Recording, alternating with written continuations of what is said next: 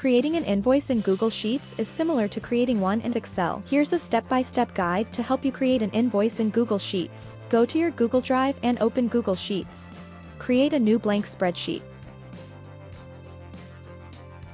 In the first row, set up the column headers for your invoice, such as item description, quantity, unit price, total. Customize these headers based on your specific needs. Enter your business information. In the next row or rows, enter your business information, including your company name, address, contact details, and logo if you have one. This information will be displayed on the invoice. Fill in customer details. Below your business information, enter the details of your customer, including their name, address, and contact information. Add invoice details. Create a section where you can input invoice-specific details such as invoice number, invoice date, payment terms, and due date. This information helps both you and your customer keep track of the transaction. List the items or services. Starting from the next row, enter the items or services you provided to the customer. Fill in the item description, quantity, unit price, and calculate the total amount for each item by multiplying the quantity with the unit price. You can extend the list as needed. Calculate the subtotal. After listing all the items, create a formula to calculate the subtotal. Select a cell where you want the subtotal to appear, and use the sum function to add up the total column.